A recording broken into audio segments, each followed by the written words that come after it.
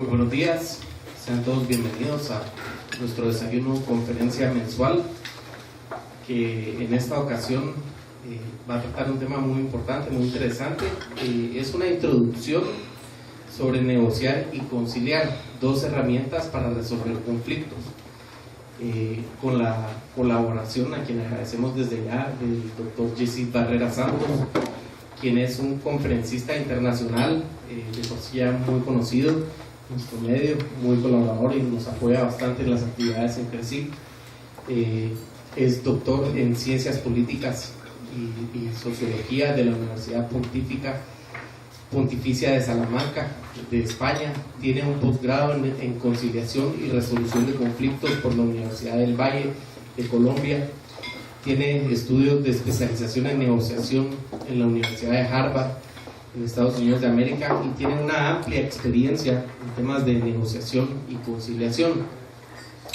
Este desayuno pues es el tema conciliar, negociar y conciliar, y aprovecho para comentarles que próximamente, días 5 y 6 de marzo, dará inicio un taller de negociación. También es un taller de negociar y conciliar, ya que toca estos temas más a profundidad. También va a estar a cargo del doctor Barrera, así que los invitamos a participar. Les podemos brindar información aquí en la salida y esperamos que la conferencia seguramente va a ser así, y el taller para los que están inscritos sea de su total utilidad y agrado. Así que muchas gracias, doctor Jesse. Gracias.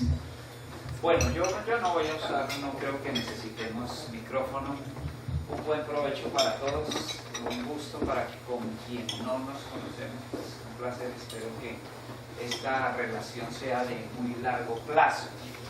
Bueno, vamos a hablar de un tema tal vez que debería ser lo más natural en el ser humano: negociar, resolver nuestros conflictos. Pero quisiera poner en el ambiente, y que no fuera tal vez tanto una conferencia, sino que haya muchas preguntas de parte de ustedes para poder crecer en este proceso de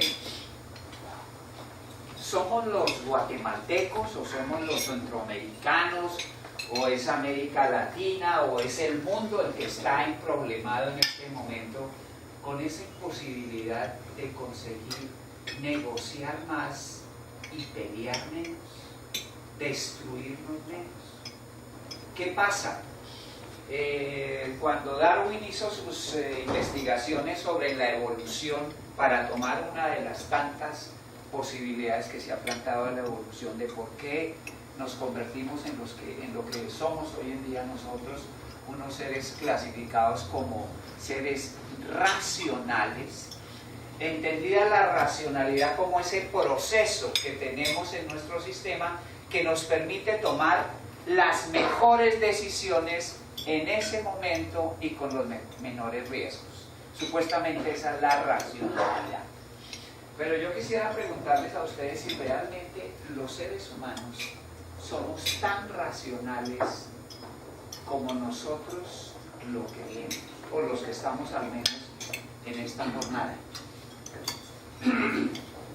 A medida que uno lee, investiga, mira por un lado lo que dicen los científicos, las investigaciones que se hacen cada día, no sé si ustedes han visto lo que muestra ahora las noticias internacionales con los yihadistas, lo que están haciendo, se están metiendo, como diría alguien vulgarmente, a la cocina, están preparando estos niños de 12, 13 años, los están preparando en Occidente, no en la zona donde ellos están, o sea, están en el patio nuestro.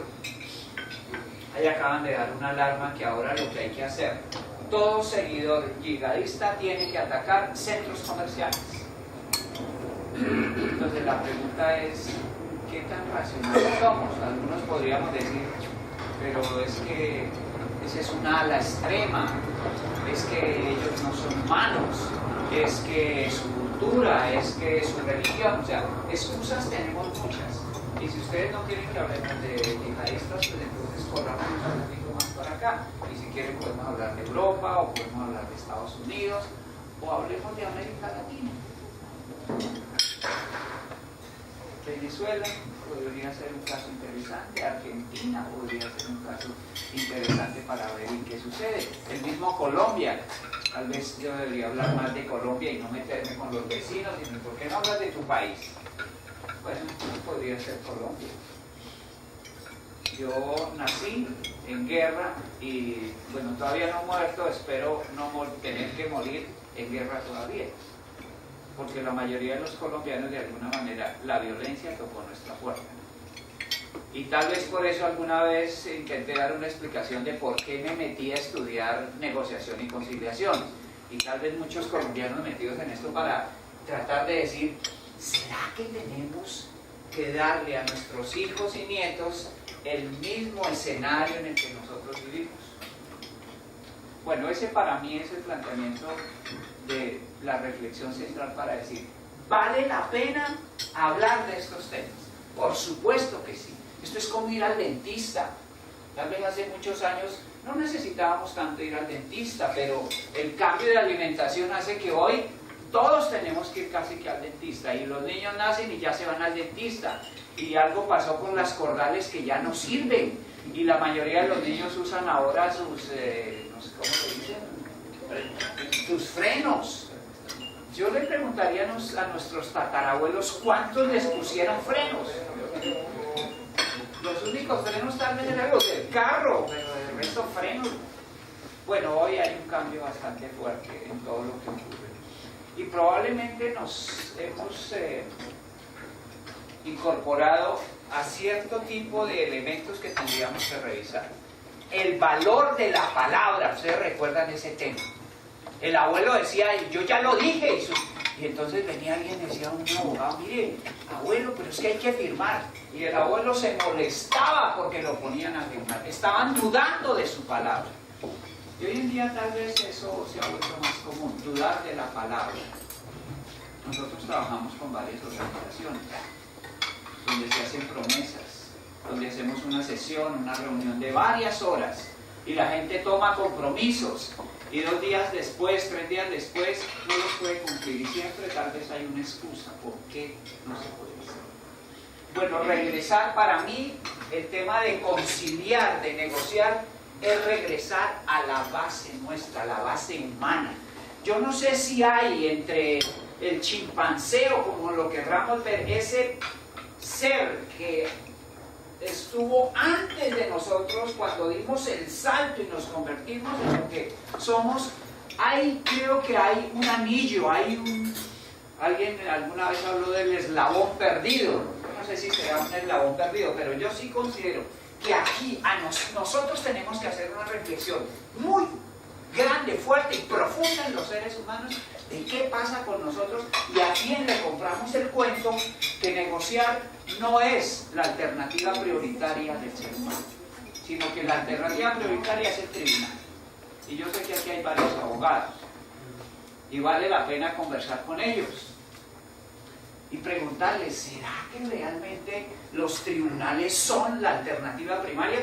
Porque a lo que nosotros promovemos de negociación, conciliación, mediación, arbitraje, ¿sabe cómo se le llama? Métodos alternos. O sea, nosotros no somos la prioridad. La prioridad es el ministerio, la prioridad es el tribunal, la prioridad es el juzgador. Y a mí ahí tengo una rasquiña en ese sentido. ¿Alguien nos ganó la batalla? Los métodos alternos de resolver conflictos no debían ser estos, deberían ser los tribunales. Esos sí son alternos, porque los naturales son sentarme contigo y arreglar por la vía que el sistema permite hacerlo. Eso sí es la naturalidad. ¿Cuántas empresas en este momento tienen su carga en un puerto? Por un conflicto que no han podido arreglar. Y se está perdiendo allá. Y cada quien está buscando representar a su parte a ver cómo lo derrota. ¿Y cuánto estás perdiendo? Yo pregunto, ¿eso se llama ser racional?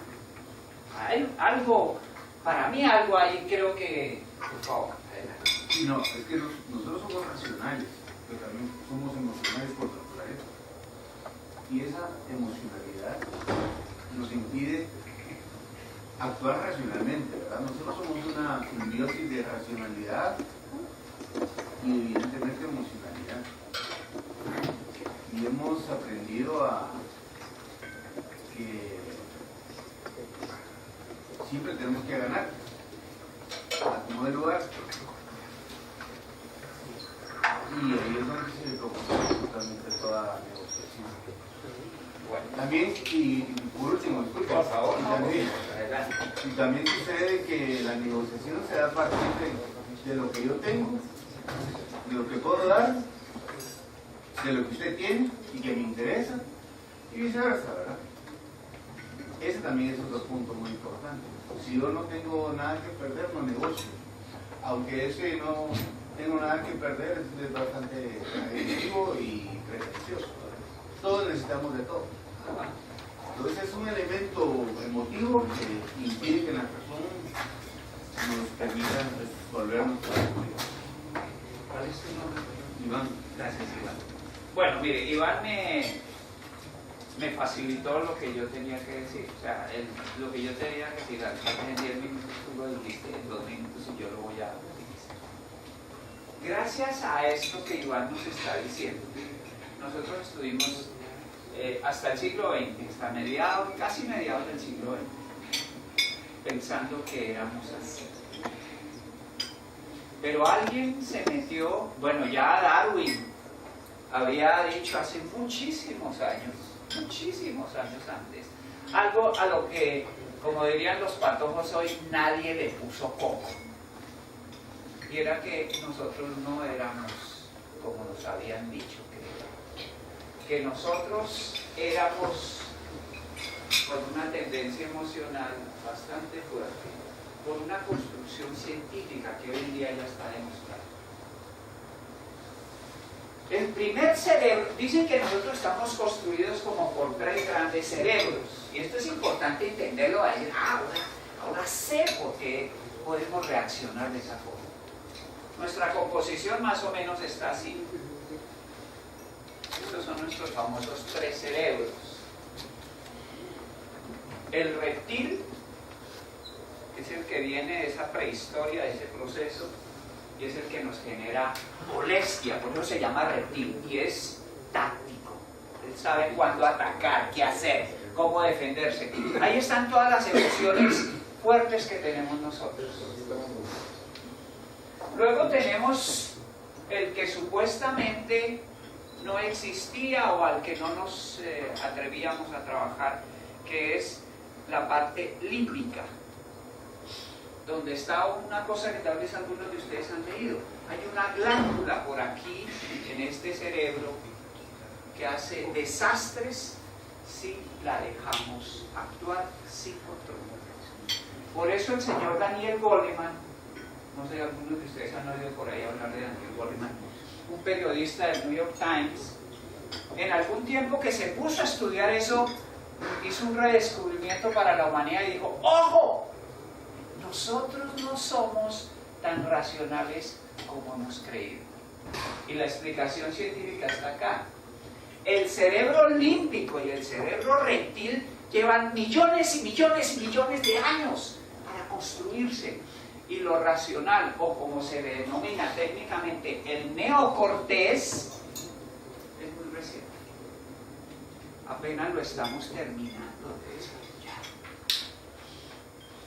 ¿Cómo compramos nosotros? ¿Cómo llegaron ustedes a este desayuno? ¿Cómo tienes esa corbata o ese vestido? ¿Por qué tienes ese carro? ¿Cuántos pares de zapatos tienes?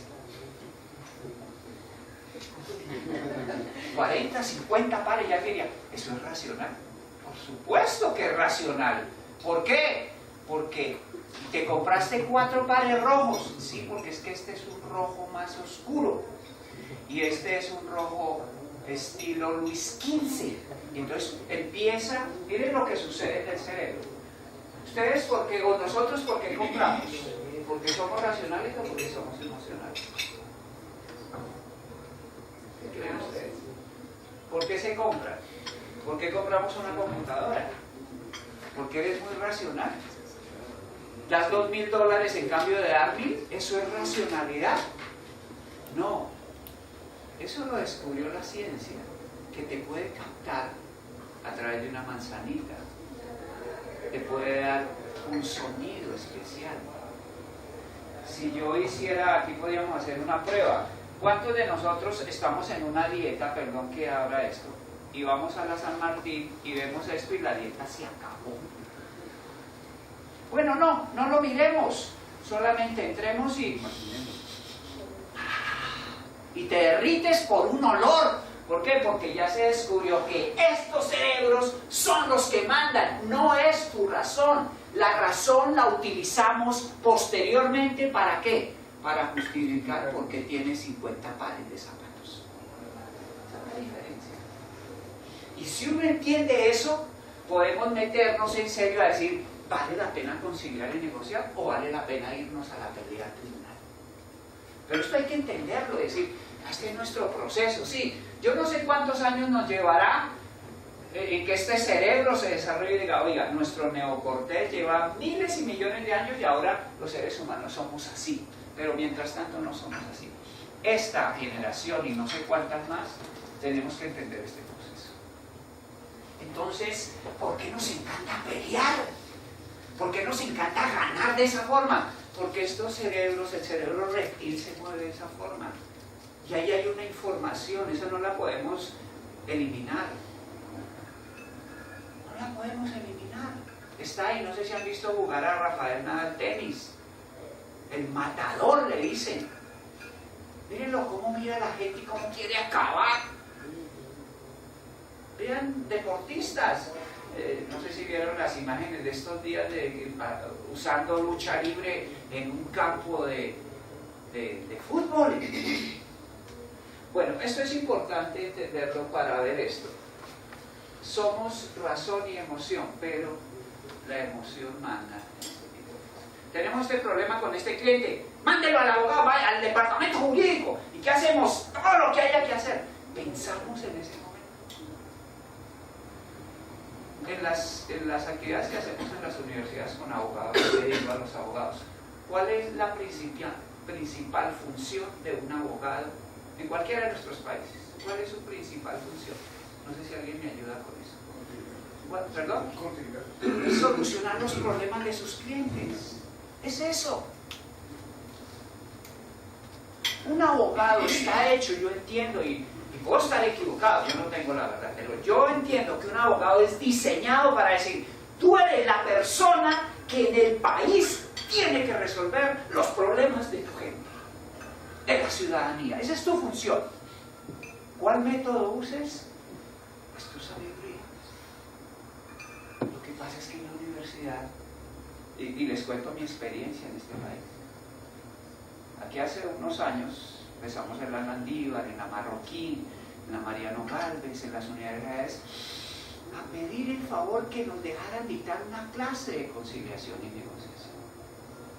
Y yo llegué, mi experiencia fue llegar en cuarto para quinto año con estudiantes que estaban en Derecho, no sé si de pronto aquí hay alguno de ellos, que habían visto todo el proceso. Y llega un desconocido a hablarles de, ustedes deben negociar, ya. Ustedes deben conciliar, ya. Y los tipos decían, tipo está loco. Llevamos 9 semestres enseñándonos a pelear y cómo derrotar en el estrado a los otros, y este viene a decirnos que ahora que negociemos. Con toda razón. Tal vez la carrera debería cambiar.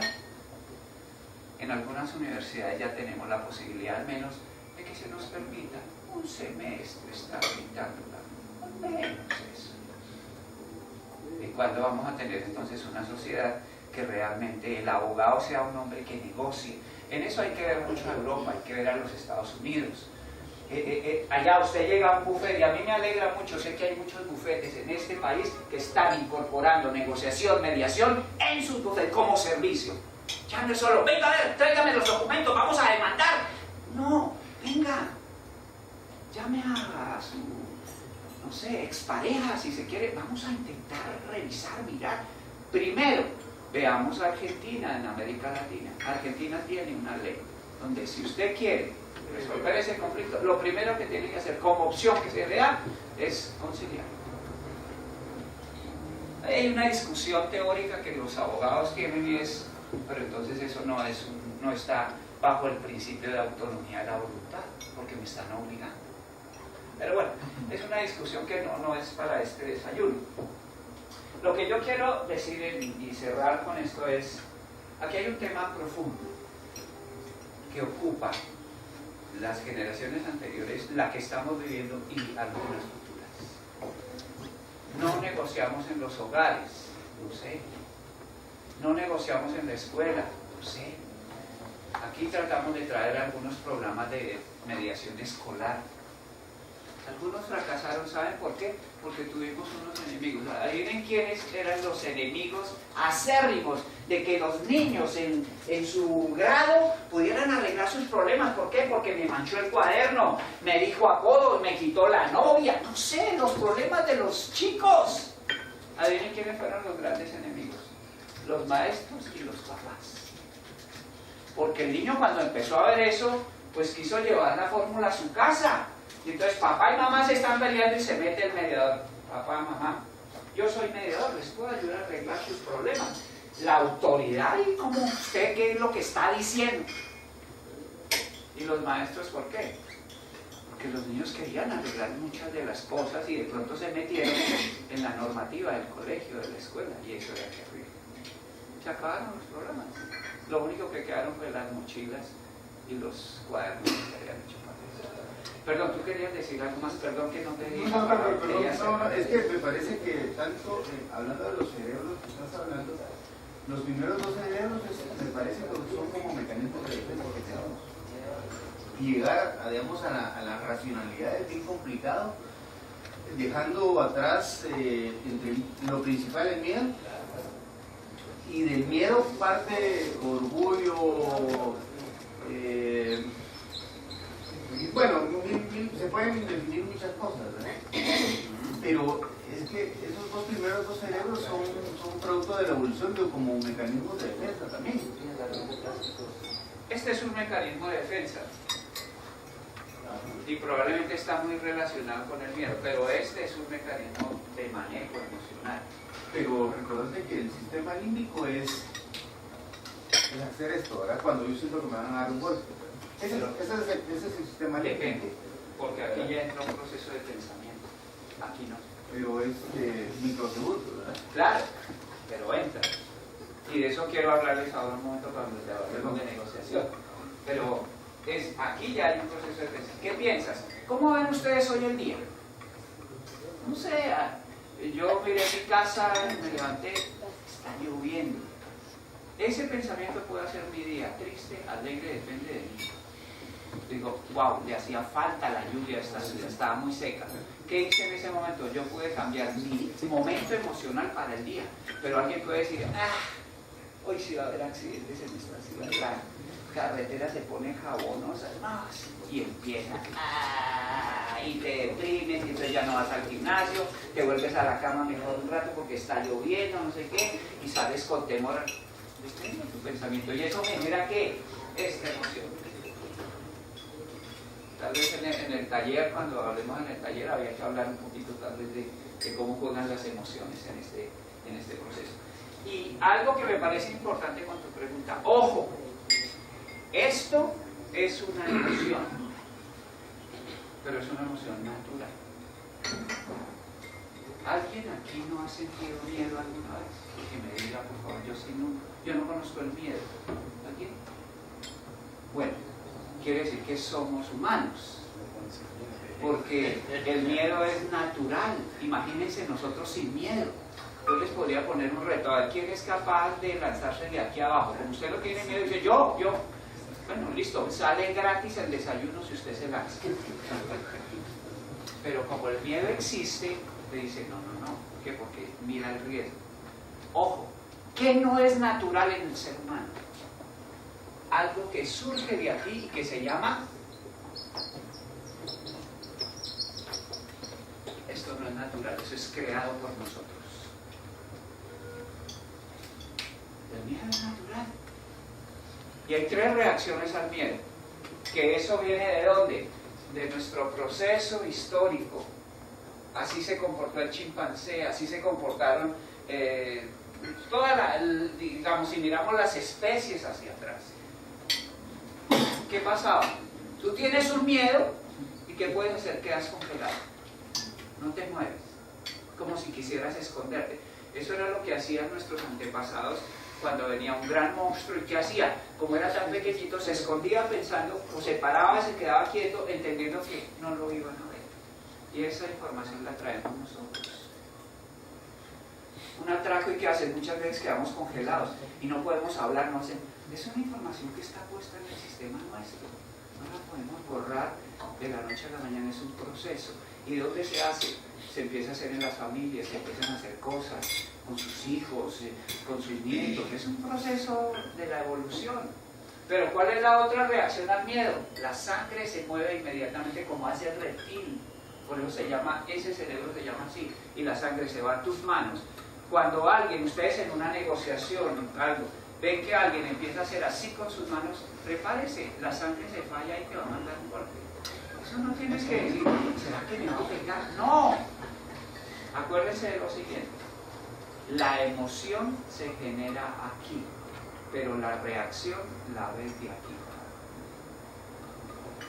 Y eso es lo que hoy en día, con las investigaciones de Paul Ekman, sabemos. Yo puedo leer en la cara de una persona cuando estoy negociando si me está mintiendo o no. Al menos hay 6 emociones básicas que yo puedo leer. Y como bien tú dices, son cosas de microexpresión. Yo tengo que estar preparado para eso. Cuando alguien te hace, ¿qué te está diciendo? Vean la emoción. Es muy rápida, yo la voy a dejar un rato para que ustedes la vean. Pero si usted está hablando con alguien y alguien le hace, ¿qué le está diciendo? Que tiene asco, que eso que usted está diciendo no le gusta. Pero alguien que no es capaz de mirar eso que hace, sigue con el discurso, sigue. Fíjate, no se dio cuenta. ¿Por qué? Porque la emoción viene antes. La emoción aparece antes. Ese es un proceso histórico que hemos visto. Entonces, se maneja de aquí para abajo. Si la sangre se va al muslo, ¿qué es lo que la persona va a hacer? Va a salir corriendo. Nosotros podríamos aquí, y ustedes lo pueden hacer en una reunión. Háganlo, mírenlo cómo el ser humano tiene un comportamiento. Están en una fiesta y hay gente que está muy alegre. Y hay alguien que pone sus pies en dirección a la puerta y habla aquí. Ya se adivine qué es lo que está diciendo. Que quiere ir, está aburrido. Esa es la información que dije.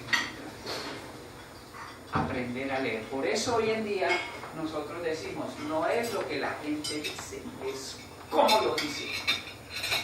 Y si alguien te quiere persuadir con un discurso, con un mensaje, no son sus palabras. Eso es lo que la negociación nos ha enseñado. Las palabras, según las investigaciones de Albert Bejarán, no son sino el 7% de lo que usted dice de su mensaje. Y si no, Bill Clinton nunca hubiera sido descubierto. Y el Watergate en los Estados Unidos nunca se hubiera sabido del Watergate. ¿Por qué? Porque estos expresidentes siempre dijeron no, no, no, no. O sea, sus palabras eran que ellos no, que Clinton no había tenido nada con la señorita Lewinsky y que nadie había intervenido los teléfonos en la Casa Blanca ni con los contrincantes del partido que no era el presidente en ese momento. Entonces, ¿cómo lo descubrieron? No lo descubrieron por sus palabras, lo descubrieron por lo que su cuerpo decía. Y si usted quiere persuadir a alguien, usted tiene que saber que si está mintiendo, su cuerpo no lo puede hacer. Y la gente, como no sabe, no lo ha estudiado, la gente va a decir, esa persona no me genera química. Hasta ahí llegamos, no me genera química, o sea, me da desconfianza esa persona. Y no puedes ir más allá, pero eso puede hacer que el negocio se quiebre. Y por favor, esto es para discutir. Estas son apreciaciones en general. El cuerpo nuestro no está hecho para mentir. así haya mucha gente que se prepara históricamente para mentir. Y en las investigaciones Pollegman, que lleva más de 40 años investigando eso, dice, hay gente que pudiera mentir, pero es difícil, muy difícil, y se ha dedicado toda su vida a mirar cómo consigue mentir. Porque hay una información previa que se manifiesta en tu cara o en tu cuerpo antes de que tu palabra surja. ¿Dónde está el problema? En que yo tengo que dedicarme a aprender y a prepararme. Por eso les colocaba el video de los hábitos. Estuvimos en TED que nos invitaron a cómo se cambia un hábito. Y para mí negociar de este tema es un tema de hábitos. Decir, no, yo no quiero pelear, yo quiero resolver. Bueno, ese es un poco el contexto. Y aquí, esto es solo una emoción. Aquí tenemos que hablar de la ira, de la tristeza. Hay mucha gente que hoy en la mañana se levantó doblada, me está diciendo que está triste. Hoy en día sabemos que la tristeza la podemos derrotar desde dos vías, desde la forma de pensar o desde el cuerpo. Ustedes vean a una persona triste, póngala a hacer ejercicio. Es imposible que un cuerpo que va haciendo ejercicio tenga tristeza. No lo admite, porque el cuerpo solo se alinea con una cosa a la vez. El cerebro solo está en placer o en displacer, no hay ninguna posibilidad. Y quienes hemos aprendido a vivir en placer, vivimos mejor, tenemos más calidad de vida, nos la gozamos mejor. Y yo creo que la conciliación y la negociación es una cucharada maravillosa de placer. Gasto menos, me desgasto menos. Vean ustedes el tema del estrés. Se nos está muriendo la gente de estrés. ¿Por qué? Bueno, porque ya las investigaciones dicen, si el estrés se sube tanto, el sistema inmune se paraliza porque le da como sus recursos al estrés. ¿Y qué pasa en ese momento cuando tú estás sin sistema inmune? Una gripita, una tosecita, un dolor, ¿qué? Estás libre para que entre cualquier bicho. ¿Y qué tiene que ver eso con los ejecutivos y los empresarios? Todo. Todo es todo. ¿Y cuál es un elixir? Probablemente negociar. Menos problemas, menos desgastes. Esa es un poco la idea de este asunto. Bueno, miremos. Se me fue demasiado en la introducción, ¿verdad? Bueno, para mí esto es negociar. Rápidamente, eso es negociar, para no tener que dar ninguna definición. La capacidad que tengo yo de ponerme en el sitio del otro. Y eso es una cosa mágica. Cuando tú dices, ¿y por qué tengo problemas con ese proveedor? ¿O por qué tengo problemas con ese cliente? Y cuando tú logras intentar meterte en, bueno, ¿y por qué ese cliente? Y pienso como ese cliente, hay otra dinámica para poderme sentar con esa persona. Ese para mí es la definición, no habría que hacer nada más. Ahora, en nuestra tarea como, digamos, de negociación podemos hablar muchísimo. ¿En qué campos? En el campo social, en el campo político. Yo diría, nosotros estamos centrados en el campo empresarial. Por eso hice una introducción un poco más amplia para decir, esta es la tarea nuestra, meternos en la empresa. En la esencia de lo que es crecer o ser pobres. Mi experiencia, mi aprendizaje dice algo. La forma en que se derrota la pobreza se llama educación. Tú vas a un lugar y haces que la gente... Y cuando hablo de educación, por favor entiéndame, no estoy hablando de escuelas, colegios y universidades. Eso ya está en otro limbo. Hoy hablamos de una formación, una educación en diferentes ámbitos. El mundo cambió. Y tú para ser un profesional, revisen hoy, no sé, la lista de los 10 millonarios o algo así, y vean a ver cuántos fueron a la universidad para seleccionar un título. Cada vez menos. Ese paradigma está cambiando muy fuerte. Porque hoy tengo otras vías para adquirir el conocimiento.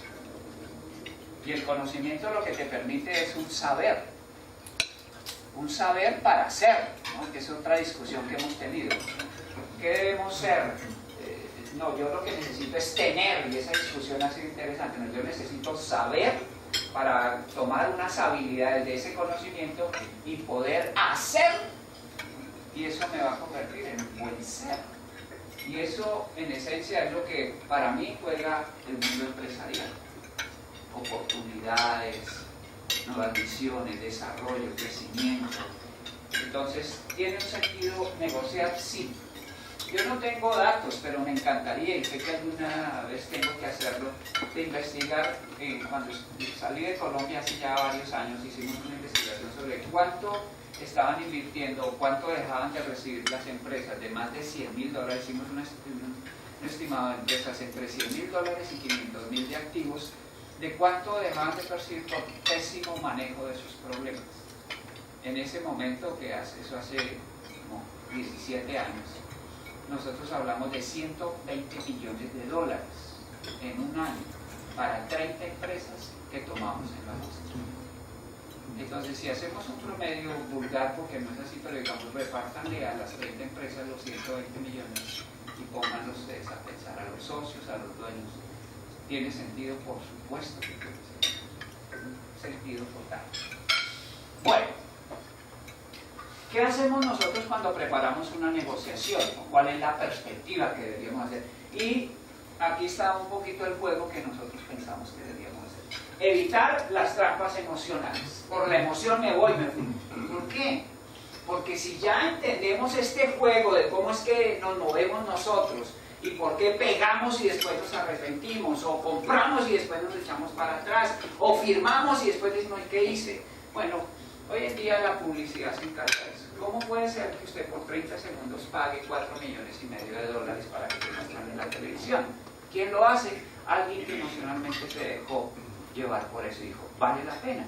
Y no es ni bueno ni malo, simplemente lo que yo les quiero decir, este es un juego que está internamente atado a algo que tenemos nosotros, nuestros 5 sentidos. Nuestros 5 sentidos. Esa es la esencia de todo este juego. Entonces, cuando uno dice, ¿por qué debo preparar una negociación? ¿Por qué debería meterme en eso? Para evitar las trampas emocionales. Eso es todo. ¿Cuántos de nosotros hemos ido a, no sé, a un viaje a los Estados Unidos con nuestros ahorros o a otro país, cualquier país, y resultamos comprando algo que nunca pensamos que íbamos a comprar? Cambió la temporada en los Estados Unidos con Europa. Entonces, la ropa de invierno está regalada. No sé si ustedes recuerdan ese poncho, ese abrigo, esa gabardina de terciopelo que era de $1,860 y está en $380. Y uno pasa y la mira y dice, yo no puedo perder esta oferta. Eso es emocional, eso no es racional. Y te compras el abrigo de peluche y te gastaste tal vez todo tu ahorro en ese y te viniste con tu maleta feliz. Solo que cuando te bajas en el aeropuerto te das cuenta que tú vives en Zacapa. Y entonces dices, wow, ¿qué pasó? Y empieza todo tu proceso racional. Ahora, ¿cómo demuestro a la familia que yo hice esta inversión? Este es un juego. Para eso es que decimos, hay que preparar una negociación. Claridad en el costo-beneficio. Una negociación cambia la relación del costo-beneficio. Por supuesto que sí. Yo tengo datos de cuánto puede costar un arbitraje con un monto, muchos de ustedes también. Vale dinero. Y es una excelente alternativa antes de llegar a los tribunales, porque es lo más cercano que tenemos al tribunal. Pero tiene un costo. Negociar es más fácil, pero requiere que tú entiendas este proceso. Que tú te animas a ponerte en los zapatos del otro y decir, a ver, yo quiero. Y aquí viene una responsabilidad para mí muy grande. Y es negociar dejó de ser un tema que me beneficia a mí para convertirlo en un tema que bajo mi responsabilidad tiene que beneficiar al otro también. Fíjense lo que estoy diciendo. Ustedes dirán, pero este señor, ¿qué está diciendo? Es la responsabilidad de una negociación para el largo plazo que está puesta ahí. Lo que los norteamericanos nos han dicho, el gana-gana. Y el gana-gana para mí es un proceso de responsabilidad conmigo y con mi opuesto complementario, como yo lo llamo así. Yo tengo que hacerte ver que cuando tú negocias conmigo, ganas. ¿Y qué voy a hacer? Este cliente lo voy a tener siempre. ¿Por qué? Porque dices que Es un tipo que no me quiere dar en la cabeza, que no me quiere tumbar, que se convierte en una persona que me ayuda. ¿Saben por qué? Por una razón. Eso nos quita una cantidad de telarañas de la cabeza. Porque negociar no es simplemente dinero, precio. Negociar implica un cruce de variables que no siempre son con el mismo precio para las personas. Yo tengo un precio por un jugo de naranja, alguien lo puede tener por una Coca-Cola, otro por una Pepsi-Cola, otro por agua pura. Ese es el mundo de la negociación. Nos han vendido la idea que es que vamos a pelear por lo mismo. No, eso no es verdad. No es verdad. El mundo de la negociación es un juego de variables, donde yo doy unas variables y me dan otras. Cuando un vendedor entiende eso, conquista cualquier cosa. Y entonces se responsabiliza que tú sientas que ganas. Ese es el juego de la negociación. Ese es el juego de la negociación. Y mucha gente está dispuesta a pagar por eso. ¿Por qué? Porque está tocando algo que él tiene una valoración muy grande. Muy grande. Estaba en una charla hace unos días y hablaba una participante y decía, bueno, mire, es que el tema, no, yo no creo esto de las variables, y había venido con su hijo ese día. Entonces le digo, hagamos un ejercicio. Y le pregunto al niño, ¿qué quisieras que te regalara tu mamá? Dice, no, yo a mi mamá le pedí fue mis zapatos tenis. ¿Ah, qué zapatos tenis quiere? Y entonces me dio una marca. Y le digo a la señora, ¿por qué no va usted aquí a Deportes 2000 y le compra unos tenis al niño? El niño se paró y dijo, no, prefiero esperar 3 o 4 meses, pero yo quiero mi marca. ¿Qué quiere decir eso? Que esa marca lo conquistó a través de algunos mensajes, sonidos, colores. Es que son más cómodos. Es el mundo de la negociación. Ese es el mundo de la negociación. Y tenemos que entenderlo. Trabajamos en criterios objetivos. ¿Qué es un criterio objetivo? Los negociadores mágicos lo que hacen es que ponen sobre la mesa cosas que nos identifican a los dos. Y no sus suposiciones y mis suposiciones que nos separan. Nosotros trabajamos en qué es lo que nos acerca. Miren la negociación que estamos haciendo en Cuba con la guerrilla. No creen que es fácil. Es una negociación tremendamente difícil. Imagínense ustedes a un general de la República que estuvo persiguiendo a quien está a 2 metros de donde él se encuentra en este momento. Y se han maltratado y se han dado bala y se han dicho cosas terribles. Y ahora tienen que sentarse y ver la posibilidad de tener 45 millones de personas sobre sus hombros que están esperando. ¿Qué dicen? Eso no es fácil. Miren todo el tema de la justicia transicional que se estaba diciendo en Colombia. Vean las posiciones del expresidente Uribe. O sea, ahí hay un juego político muy fuerte. Ustedes me dicen cómo lo entienden. Entonces, cuando nosotros trabajamos criterios objetivos es para que tú los entiendas, yo los entienda y avanzamos en un proceso diferente. Una de las cosas que uno trabaja en negociación, ¿saben cuál es? Por favor, evitemos toda esa sugestividad que tenemos de que yo interpreto sin haber preguntado. Es que yo pienso que ustedes son... No, pregúnteme, yo te contesto. Y entonces te quitas ese prejuicio que mata, que nos mata a nosotros. Yo prejuzgo que este personaje es así porque es que siempre han sido así. No, ahora hay gente diferente. Anímate a conocerlo. Y la negociación sirve para eso. Para poder hacer un trabajo de liderar en la mesa. Es decir, nosotros deseamos un proceso de negociación que te sirva a ti y que me sirva a mí.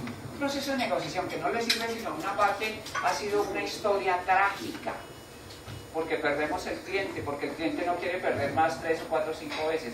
Yo he tenido la oportunidad aquí en Guatemala de estar en algunas empresas donde hay sindicatos, que nos han llamado y decir, mire, venga, tenemos un problema con el sindicato, negociar con ellos es difícil. ¿Negociar con quién, perdón? Pues con estos del sindicato. Digo, no, compadre. Quiere decir que algo no estás haciendo bien. El problema no es de ellos, el problema es de todos los que están en la mesa. Y si tú no tienes la capacidad de pensar que tú eres parte del problema, va a ser difícil que pienses en una solución donde todos estén incorporados. Porque lo más fácil que hacemos nosotros que es echarle la culpa al otro. El problema entre tú tuyo es tuyo. Yo soy buena gente, eso es tuyo. Cuando yo digo, no, algo no estoy haciendo bien, cambia el sistema, que no estoy haciendo bien. Y empiezo a liderar la mesa, porque me ocupo de la otra persona. Y ya vamos a ver si el tiempo nos da para mostrarles un esquema de cómo se prepara esto. Bueno, el tema del largo, del gana-gana. Bueno, aquí hay un esquema que nosotros usamos cuando la gente quiere meterse a hacer negociaciones a fondo. Y probablemente no hay tiempo para explicar esto, pero nosotros trabajamos desde la fisonomía. Les decía, hemos ido a trabajar con empresas que dicen, mire, tenemos un lío con el sindicato y que miren lo que hemos hecho. Vamos a comenzar con ustedes y nos vamos a estudiar nosotros quiénes somos realmente. Muchos de los negociadores no saben cómo son, no saben cómo se desata su emoción, no saben la cara que ponen cuando alguien dice algo que no les gusta. Entonces yo no necesito expresar, yo solamente tengo que aprender a decir, sí, eso no me gustó y mi cara se deshonró toda y la gente no está bien. Y hicimos un estudio de sus fisonomías. Tu cara tiene tus emociones. Ahí Alexander Lowen, si alguien quiere profundizar en eso, les recomiendo leer a Alexander Lowen, que tiene 35 libros donde habla de qué dice nuestra cara. En muchos seminarios o talleres lo que hacemos es pasar a alguien, leer la cara y decir, ven, ¿quieren que te leamos la cara? Mire, lo que vemos en tus emociones es esto y esto y esto. La cara nos da mucha información, porque eso es como el sistema inmune. Ahí está registrado cuando me pusieron la primera vacuna, qué pasó cuando me dio polio. Ahí está todo el registro de las emociones. Perdón, una pregunta. La teoría de colores existe y explica eso. Yo no sé absolutamente nada de eso, pero me dijeron de que ir a buscar trabajo con traje de café, por ejemplo, es pésimo, que hay que ir en azul o en tonos un poco más claros. Excelente pregunta. Depende. Porque ¿para qué puede servir un traje café? La teoría del color lo que te dice es, ¿por qué se vino Yesido hoy de gris?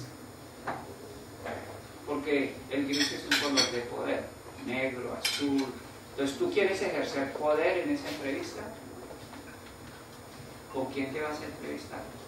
Si te vas a entrevistar con una persona azul, el azul, como nosotros manejamos, jalando un poco la teoría de Ned Herman, que es el que habla de los colores, el azul es una persona que trata de ser muy racional, muy objetivo, metido en resultados. Entonces, si a ti te está entrevistando una persona azul, probablemente lo que va a querer es que tú le digas qué tan poderoso eres consiguiendo resultados. Y el azul le va a encantar verlo. Decir, wow, esta gente es la que hay que contratar. Ese es un juego en el cerebro. Es un juego en el cerebro. Pero si tú haces con, no sé, la subdirectora de recursos humanos, que usted entra, hola, ¿qué tal? ¿Cómo estás? Un cafecito, ¿qué quieren? Y ese tipo de personas puede que el azul no sea lo mejor. Ahí deberías haber llevado colores alegres, amarillo, rojo, no sé qué, la chocolatina. O sea, ¿por qué? Porque ella lo que quiere es lealtad. Ella busca otro concepto diferente. Pero es la misma compañía, sí. Es la misma compañía, pero la gente es diferente. Y ustedes lo deben saber. Cuando uno va a negociar, váyanse ustedes, no sé, a cualquier empresa de aquí, no sé, teléfonos. Es que voy a ir a Tigo, voy a ir a cualquiera, telefónica, donde usted quiera. Pero usted va a un escritorio y hay un estilo y va a otro escritorio y hay otro. Hay gente que quiere cambiar su teléfono y fue a un escritorio y le tocó pagar. Y es la misma compañía, y se lo digo con conocimiento de causa. Y otra fue a otra. Y resulta que ese personaje le dio una información adicional porque tú no pagaste nada. Pero ¿cómo puede ser? Este está robando la compañía. No. Otra persona que tiene una influencia diferente, que cuando tú llegaste, wow, captaste, eso está aquí. Se llama la programación que nosotros tenemos aquí. Se hacen engramas desde que uno está en el vientre de la mamá. Hay engramas que empiezan a surgir aquí. Y los engramas están puestos ahí para hacer un círculo de neuronas. Hay engramas que nos llaman la atención. Si yo le digo a ustedes cómo es el mundo, yo sé que aquí tengo 20 visiones del mundo. Bonito, feo, grande, especulativo. ¿De dónde viene eso? De su engrama. Ustedes le enseñaron que el mundo es así. Y entonces, ¿cómo es el mundo? ¿Ustedes todos están equivocados o todos tienen la razón? Todos tienen la razón. El mundo es como usted lo tiene en su engrama, no como es. Cristóbal Colón tenía un mundo en su engrama. Decía, es que la tierra es así, me voy a conquistar. En su engrama. Entonces, para eso sirve un poquito el tema. ¿Con quién voy a negociar? Bueno, miramos los estudios. No se negocia igual con un ingeniero que con una persona que está dedicada al medio ambiente, o con un psicólogo, o con un psiquiatra. Hay diferencia, los estudios son importantes. Cuando hablo de estudios hablo de una cosa y cuando hablo de profesión hablo de otra, porque a veces estudiamos una cosa y nos dedicamos a otra. Entonces, esto nos marca, des en cuenta, los hábitos. Ojalá se animen, ahí está en YouTube, Yesid Barrera, y ponen el tema de, son 14 minutos, pero yo creo que vale la pena que se vean ese video, porque es un proceso de entender cómo es que funciona el cerebro, y cuando uno entiende eso puede dar un avance interesante.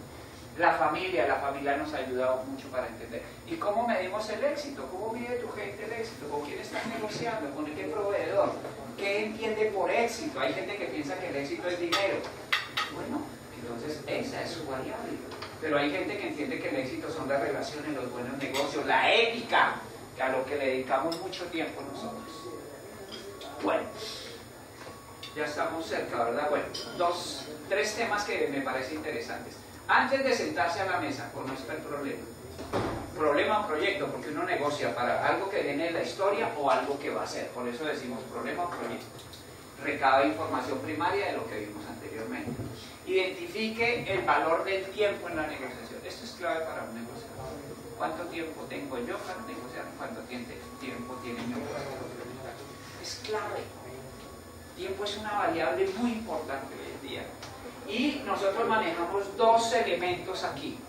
Una cosa que le llamamos el NBN. ¿Qué es el NBN? Es nivel básico de negociación. ¿Y qué es lo que quiere decir eso? Es que cuando tú vas a una negociación tienes que tener muy claro en tu mente cuál es el límite hasta donde estás dispuesto a negociar. De ahí para abajo no vas. Y esto no es solamente cosas de precio. Este es un tema que también tiene que ver con sentimientos, con emociones. Yo tengo que saber que de aquí para abajo no voy. Tenemos casos de gente que se ha divorciado y después vuelve otra vez con una persona con la que siempre dijo, esa persona acabó mi vida, no me gustó, no sé qué. Pero ¿qué sucedió? No tuvo claro su nivel básico de negociación. ¿Y qué pasó?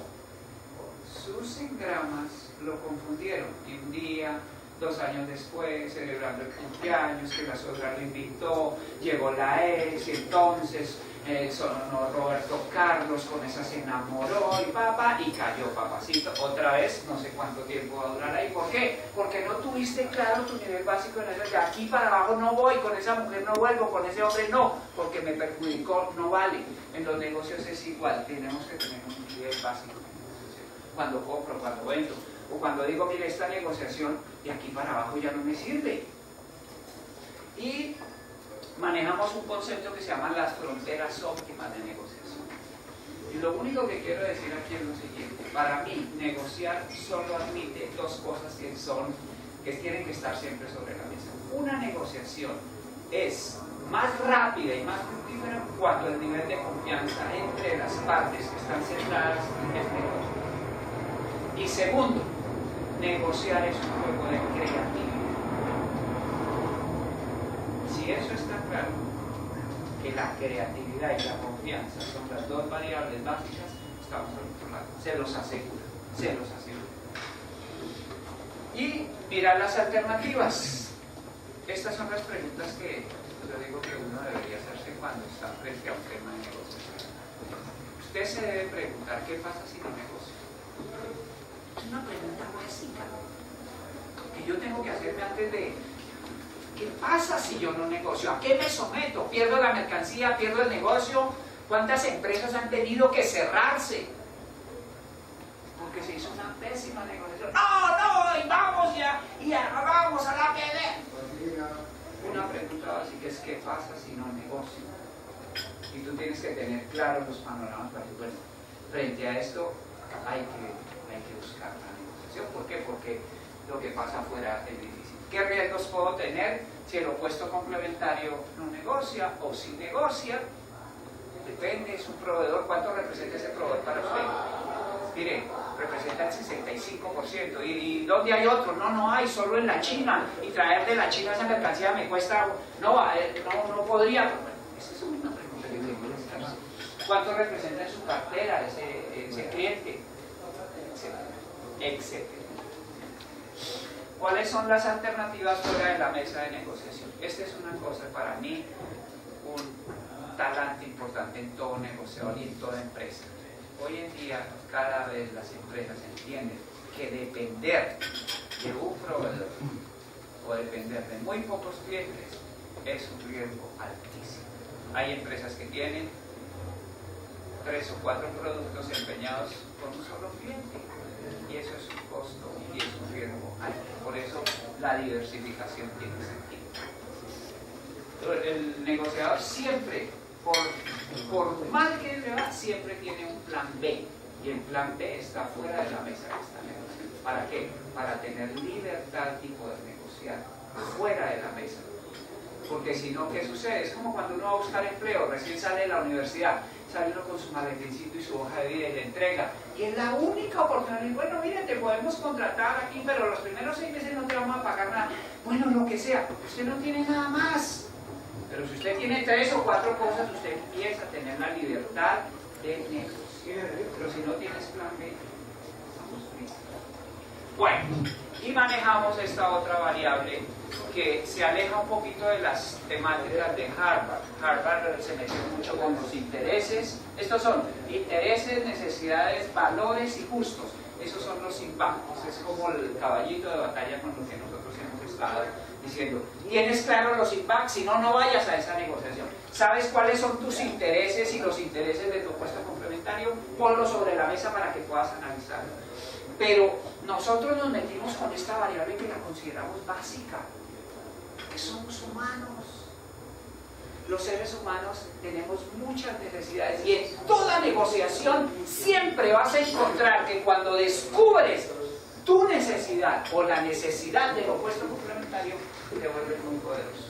El interés no es lo más poderoso en una negociación, nos habían dicho eso, es la necesidad. Y ejemplos podemos poner muchos. El interés es comer algo, pero si tú llevas varios días sin comer, esto es más poderoso que esto. En una negociación pasa igual. Hay un cliente que ya comprometió lo que tú le vendes y lo tiene comprometido. Quiere decir que tiene una necesidad, no solo un interés. Cuando tú te enteras de eso, la negociación cambia automáticamente. Y algo a lo que nosotros quisiéramos dedicarle otra media hora, otro desayuno, es hablar de esto. Los valores, la ética. Nos podemos equivocar administrativamente. Necesitamos recuperar las condiciones para que digan: el empresario es un tipo serio, honrado. Esta mañana escuchaba una cantidad de cosas de corrupción y alguien tiene que decir, bueno, si en el gobierno hay un corrupto, alguien tiene que promover esa corrupción. O sea, perdón que lo diga y lo pongo en un gran paréntesis porque uno no puede decir todos los... No, pero la gente que hace corrupción de alguna manera tiene un aliado que puede ser un empresario que promueve esa corrupción. Y eso es algo que creo que nos corresponde si nosotros estamos en el tema empresarial, decir, no va, pero es que me pierdo tanto. A mí me ha llamado gente que sí, mire, tengo un negocio aquí, me llamó la alcaldía para que firme, pero el contrato era 250 y es por 417. ¿Qué hago? Le digo, no me llames para eso, pues sabes que tienes que hacer. Pero es que si no firmo, se lo dan a otro. No vale. Negociación requiere este tipo de cosas. Y cuando tú tienes en una mesa de negociación alguien que juega la trampa, lo que yo digo en las técnicas es tienes que evidenciarlo. No se negocia con gente que me ponga trampas en la mesa, porque eso hay que pagarlo después. En el uso de la información, esa es una información personal la que nosotros tenemos para esas opciones que tenemos para negociar en mesa. ¿Es necesario o es conveniente que esa información que nosotros tenemos la sepa, la conozca con la persona que estamos negociando, o la guardamos para nosotros como arma para poder negociar? Ok, excelente pregunta. Excelente pregunta. Lo que se nos ha enseñado es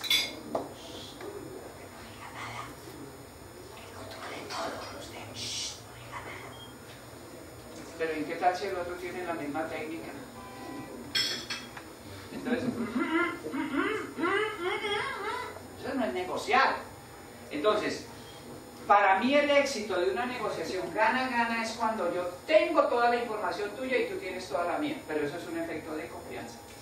Y dense en cuenta, yo sé que si les pregunto a ustedes, muchos de ustedes revisen negociaciones que fueron muy difíciles para ustedes y que hoy son excelentes personas negociando. ¿A través de qué? Que se compartieron la información. Tú sabes, yo te llamo y te digo, mira, ¿cuál es tu nombre? Luis, mira, necesitamos hacer esto. Y tú dices, listo, ok, no hay problema. Hay una confianza total. ¿Cuándo se quiebra eso? Cuando tú me haces una mala jugada. O yo por ganarme 2 pesos más y dices, ahí se acabó. ¿Por qué? Que se quebró la confianza. Ahora, ¿cuál es la técnica? Porque es que todo el mundo no piensa así. La mayoría de la gente que negocia piensa que es mejor no dar información. Entonces, ¿cuál es la técnica? Alguien tiene que desembarazar la negociación. ¿Cómo recomiendo yo? Tú entras a liderar la mesa y dices, ok, y entregas un pedazo de información. Te callas y pides, porque es que negociar es un proceso de dar y recibir. La vida, yo no sé cuál es su experiencia de vida, pero para mí la vida es un concepto de dar y recibir. Cuando tú das y das, la vida se encarga de darte más. Es un proceso y la negociación es igual. Tú tienes que darle a la negociación, tienes que dar el ejemplo. Y decir, bueno, mire, aquí hay esto, nos interesa esto, tenemos esto, ahora me gustaría saber qué tienen ustedes. No, te escuchamos. Nosotros no jugamos así. Vamos a entregar toda la información y la vamos a entregar para las dos partes. Miren, cuando nosotros hacemos ejercicios, que son ejercicios de aula, damos un caso, la gente hace la negociación y uno gana, otro pierde. Cuando les decimos, ahora que saben toda la negociación, ustedes vayan e intenten negociar, la negociación cambia totalmente. Pero para llegar a eso necesitamos un proceso donde la gente diga, vale la pena hacerlo así, y que los dos estén como en la misma sintonía. Porque si uno quiere devorarse al otro, tú le das toda la información que pasó, perdiste.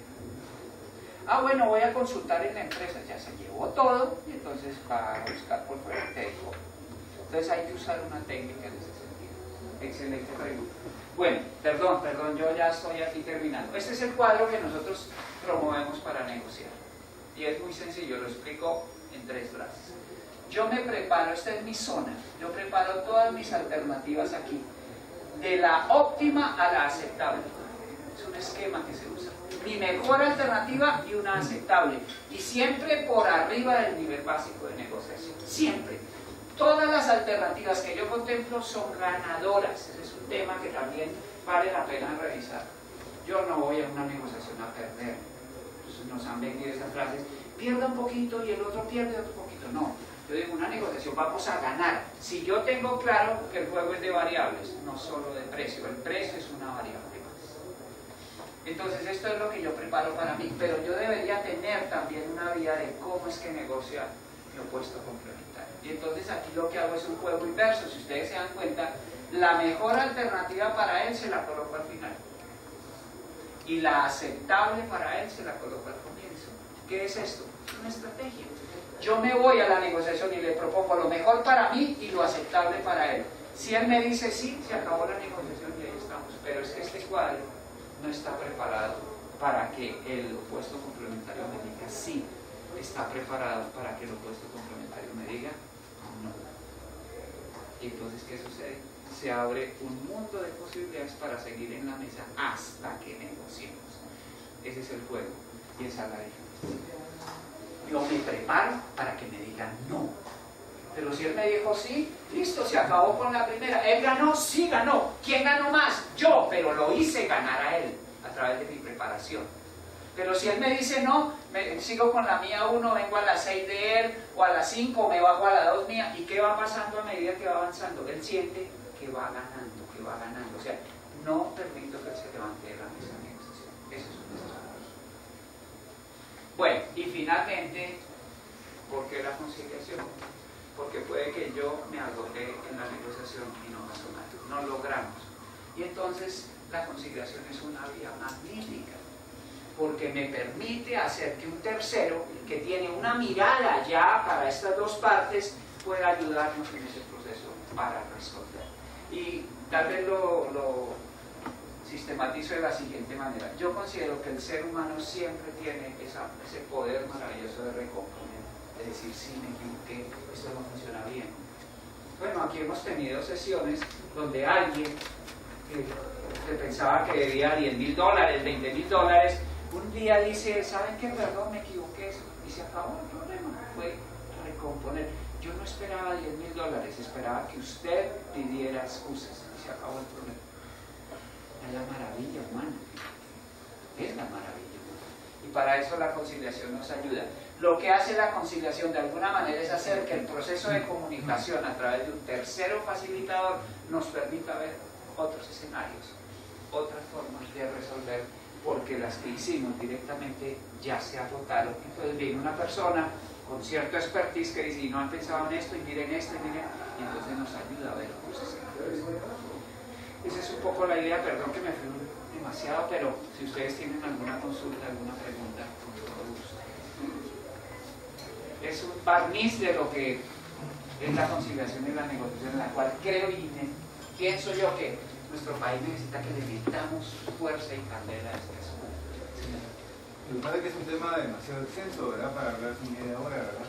Pero importante es, yo hice un pequeño resumen, ¿verdad? Y lo importante es conocerse uno mismo. Yo creo que lo más importante es conocerse uno mismo, ¿verdad? No negociar solo dinero, se puede negociar tiempo, rentabilidad, paz, ¿verdad? Cosas que no necesariamente tienen que ver con el dinero, ¿verdad?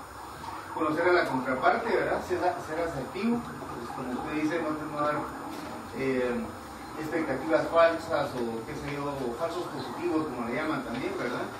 Tener su plan B, ¿verdad? Importante negociar con personas que tienen valores, que tienen principios y ética, ¿verdad? Y cuando no se puede, pues buscar a un tercero para conciliar. Así es, excelente resumen, muchas gracias. Bueno, ¿no decía alguien más algún comentario? Sí, señor.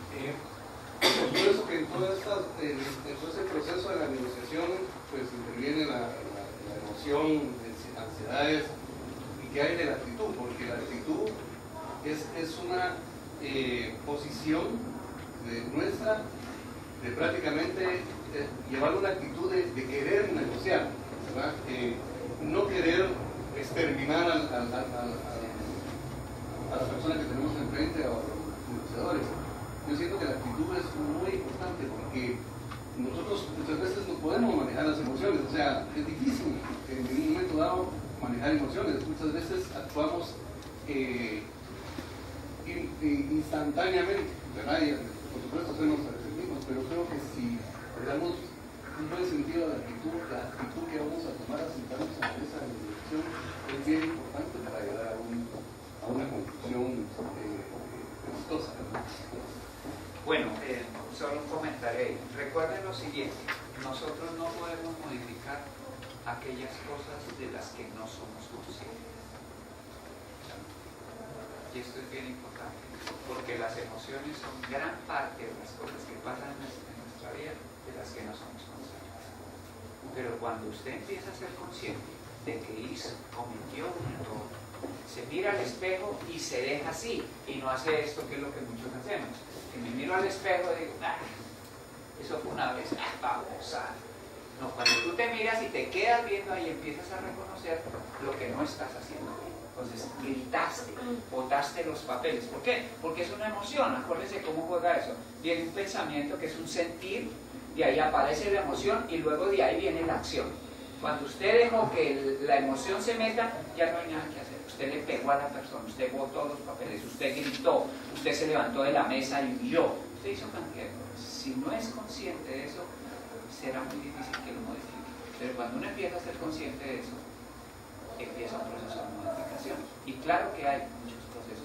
Yo recomiendo a algunos que lo que le digo es experimenten. Pues, por ejemplo, ¿qué sucede con un ser humano cuando pierde el control desde la emoción? ¿qué sucede en su boca? ¿Qué les ha pasado? Se seca. ¿Cuál es la contraprestación? Siempre tenga su boca con saliva. Y va a ser muy difícil que usted pierda el control. Es un detalle neurológico. Cuando usted tiene saliva, su boca no se seca. Lo que quiere decir que es difícil que usted grite. No pierda el control. Pequeño detalle que la psicología ya estudió y la ciencia nos ha dicho. No sé, pequeño detalle, hay muchos, pero ahí los dejamos picados para que vengan al seminario. Bueno, sí, señor. Por favor. En el organismo judicial hay centros de conciliación y arbitraje. Ahí, perdón, centros de mediación. Perdón, centros de mediación y arbitraje. No, solo de mediación. De mediación. Sí, señor. Si yo estoy viendo algunas situaciones que se dan ahí, que ellos dicen que cuando son cosas de violencia contra las mujeres, no se concilian y se van a los tribunales. En mi práctica como abogado, yo he resuelto conflictos de esa naturaleza. Porque usted mencionó algo bien interesante, el tema de la autonomía y la voluntad de las partes. Porque este es un tema de tipo familiar. La ley contra el femicidio nos generó una serie de problemas. Si vemos las estadísticas, yo veo con buenos ojos lo que está haciendo la Cámara de Industria de fortalecer esta formación, que es para todos, ¿verdad? Para empresarios, para abogados, para psicólogos y todo. Porque en práctica sí me doy cuenta de que al final la tendencia es negociar o conciliar. ¿Por qué? Porque los tribunales nos vamos 8 años, 10 años en un conflicto, en un juicio sumario, por ejemplo. Hemos tenido de 8, 10 años y la persona no sale. Y hay digamos, un tiempo perdido, lo que usted mencionaba. Abogados que se aburren, mire, yo este caso ya no, mejor pasen a otro bufete, porque yo ya no pude. Y la gente sin valores, porque mencioné un tema bien importante, el tema de los valores, porque la gente está ocupando casas, no está pagando la renta, es un enriquecimiento ilícito en cierta forma y está afectando al propietario de ese inmueble, ¿verdad? Luego los conflictos sociales que tenemos ahorita, por ejemplo, llama poderosamente la atención, dice 22 lugares tapados. Entonces, ¿qué está pasando? ¿Verdad? Me llama poderosamente la atención y qué bueno que estemos manejando el tema de la responsabilidad social y los valores con los empresarios, porque tenemos que ver que en un momento dado una señora la entrevistaron anoche y dijo, miren, que vayan a protestar a la zona 1, allá es donde resuelven su conflicto, aquí nosotros estamos trabajando. Entonces hasta cierto punto es un mensaje negativo, porque los manifestantes es probable que lo tomen en cuenta. Incluso uno de los dirigentes dijo, sí, si no nos hacen caso vamos a ir a bloquear el centro de la capital. Entonces nosotros tenemos que oír la radio todos los días para, si vamos a un lugar, para ver si no está bloqueado este lugar y poder llegar a hacer algún trabajo que tengamos que hacer. Entonces yo pienso que la Cámara está jugando un papel importante. Tenemos que educarnos, formarnos y seguir con esa lucha porque el país necesita un cambio. Yo con el tema de la violencia contra la mujer invito a todos que no se dejen, digamos, impresionar, porque antes, por ejemplo, tirarle un piropo, si era un piropo sano a una mujer, era bonito, pero a veces si la mujer tiene algún, con el respeto de no todas, por supuesto, quiere perjudicar, si no se está acosando, y viene, si es menor de edad, la mamá dice, no, y esto ya es un acoso, me voy a quejar, y las estadísticas habría que revisar, se están yendo para arriba en las denuncias en el Ministerio Público. Entonces, ¿qué está pasando? Se tiene a una persona agresora detenido, limitado a su libertad, y si esta persona tiene hijos, el criterio del Ministerio Público, como son delitos de acción pública, aunque la mujer resista, aquel tiene que guardar prisión. Y la familia, ¿qué les digo yo? Y los hijos. ¿Y quién va a proveer de alimentos, de historia a los hijos? Entonces esos paradigmas hay que romper, porque si la mujer al final reacciona y dice, no, fue un error, fue un estado de emoción, que yo lo acusé, porque sí me intentó agredir, pero perdón, ¿verdad? Hasta en cierta forma, cada quien con su formación religiosa va que dice perdonar. Y esto puede generar pues una desintegración familiar por esas políticas de Estado. Y si no son delitos de acción pública y el Ministerio Público, aunque la mujer se quite de aquí, el hombre se va para allá. Y entonces es conflicto. Pero sí, la conciliación y y la mediación son importantes. Bueno, mi querido licenciado bueno, muchas gracias por participar en el desayuno, gracias Isidro por esta tan interesante charla. Es una pincelada de lo que va a ser el taller de negociar y conciliar 5 y 6 de marzo. Si ustedes necesitan información, se las puedo dar aquí a la salida con nosotros. Reiterarles que estos desayunos son parte de ese compromiso de la CRECIG en la formación de los profesionales en métodos alternos de solución de controversias, y son todos los meses, generalmente es miércoles y jueves cada mes. Los invitamos a que sigan participando. También comentarles que la negociación y la conciliación son mecanismos alternativos que forman parte de los servicios que presta la Comisión. Así que también están incluidos dentro de nuestro reglamento y están a disposición de toda la población que requiera esta asesoría, estos servicios.